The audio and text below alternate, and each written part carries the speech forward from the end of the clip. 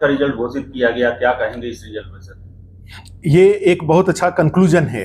कम से कम 2000 बच्चे, 2000 से अधिक बच्चे अब अनिश्चितता के दौर से बाहर निकल करके और बिहार में सेवा देने के लिए तैयार हैं। ऐसे सभी बच्चों को बहुत बहुत शुभकामना। सर, रिजल्ट को लेकर कहा जा रहा है कि जो जनरल कैटेगरी में है उससे आधे से अधिक जो कैंडिडेट हैं वो बिहार के बाहर के हैं और 80% तक इंग्लिश मीडियम वालों का चयन हुआ है सर। आपने एक साथ दो क्वेश्चन पूछा, एक क्वेश्चन पूछा मीडियम को लेकर के, तो ये इसका जवाब यही है कि बीपीएससी को एक क्लैरिफिकेशन देना चाहिए कि जो रिजल्ट आया है उसमें कितने बच्चे बिहार से हैं, कितने बच्चे इंग्लिश मीडियम के हैं और कितने बच्चे हिंदी मीडियम के हैं। और इसका कारण, अगर हिंदी मीडियम के बच्चे कम हैं तो इसका कारण भी बीपीएससी को क्लियर करना चाहिए और उसमें करेक्टिव मेजर भी लेना चाहिए। दूसरा क्वेश्चन आपने पूछा कि अदर स्टेट का, ये बिहार के जो जनरल कैटेगरी के बच्चे हैं उनके लिए बहुत अलार्मिंग है, क्योंकि अगर वो अपने अंदर में सुधार नहीं करेंगे तो आने वाले दिनों में ये बाहर के बच्चों की संख्या और बढ़ती जाएंगी। क्योंकि बिहार के बच्चे, अदर स्टेट के बच्चे अगर सेलेक्ट हो रहे हैं तो वो अपने पर्सनालिटी के कारण, अपने तैयारी के कारण, अपने फोकस के कारण। तो आखिर क्या बिहार के बच्चों का फोकस, तैयारी का जो लेवल है, पर्सनालिटी, ये सब कम हुआ है? अगर ऐसा है तो बिहार के बच्चे, आपके माध्यम से मैं ये, चाहे जितने चैनल हैं सबके माध्यम से मैं ये कहना चाहूँगा कि उनको अपने स्ट्रैटेजी पर ध्यान देने की ज़रूरत है और अपने फोकस को बढ़ाने की ज़रूरत है। कोचिंग की राजनीति में शामिल हुए बगैर मेंस की तैयारी, मेंस का आंसर राइटिंग, इंटरव्यू की तैयारी, ये सब पे अच्छे से उनको फोकस करना चाहिए। तो सर कहीं ना कहीं बिहारियों का दबदबा एक तरह से हम कह सकते हैं कि कम हो रहा है, क्योंकि यूपीएससी के साथ साथ अब बीपीएससी में भी जिस तरह से रिजल्ट आ रहे हैं।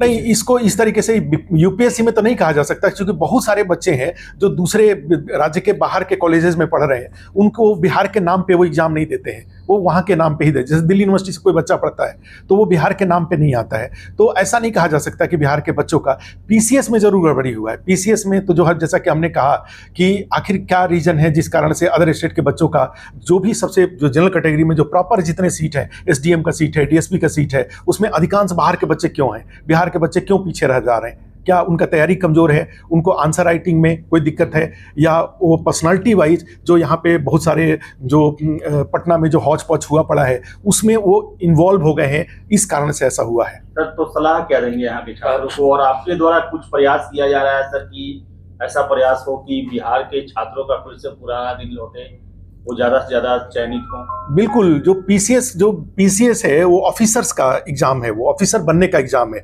तो ऐसी स्थिति में जो बच्चों का खुद का अपना पर्सनालिटी जो डेवलप करना चाहिए, वो ऑफिसर्स के टाइप में, वो खुद में अपने आप को ऑफिसर फील करें। और ऑफिसर फील करने का मतलब होता है कि उनका पहनावा ओढ़ावा, उनका बोलने का तरीका, वो कोई भी माने लूज टॉक ना करें। कोई सोशल मीडिया का ज़माना है, उसमें कोई भी निगेटिव कमेंट करने के पहले सोचें। जिस दिन वो निगेटिव कमेंट करने से अपने आप को रोकेंगे, वो पहले स्टेप में आगे बढ़ गए पर्सनालिटी डेवलप करने का। और दूसरा है जो कि नॉलेज के लेवल पे, फिर थॉट प्लान के लेवल पे, फिर आंसर राइटिंग के लेवल पे उनको 100% परफेक्ट होना होगा, तब जाके वो अदर स्टेट के बच्चों का मुकाबला कर पाएंगे, नहीं तो बिहार पीछे छूट जाएगा।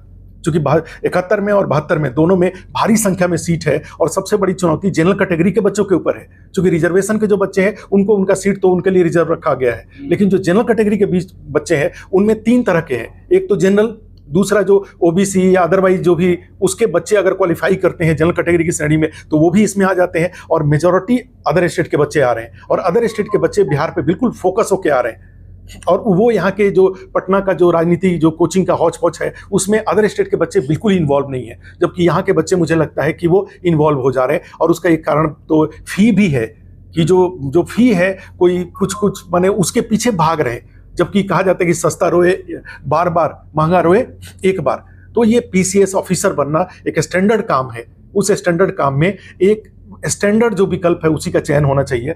और यहाँ पे निश्चित रूप से अस्थायी इसमें हम लोग पटना में, पहली बार पटना में बोरिंग रोड में जो जुडियो का बिल्डिंग है और एचडीएफसी है उसके ऊपर हम अच्छा इंफ्रास्ट्रक्चर लेकर के 72 के मेंस के बच्चों के लिए हम लोग आ रहे हैं, और जो भी मदद हो पाएगा हम लोग करेंगे, शुल्क भी ज़्यादा नहीं रखेंगे। आखिरी संदेश छात्रों को, अपनी जो 72वीं का एग्जाम का डेट नहीं बदलने वाला है, नहीं चेंज हो रहा है। जैसे कि आदेशपुरी जी बार बार बोलते हैं, चाहे आप लोग भी बोलते हैं, सब लोग बोलते हैं कि डेट नहीं चेंज होने वाला है। एकदम रिगरस होकर के तैयारी करें, जिससे कि कम से कम 100 के ऊपर। और टेस्ट सीरीज, ये 50 टेस्ट देना, 100 टेस्ट देना, टेस्ट कोई ज्ञान नॉलेज का स्रोत नहीं है। टेस्ट अपनी कमियों को दूर करने का तरीका है।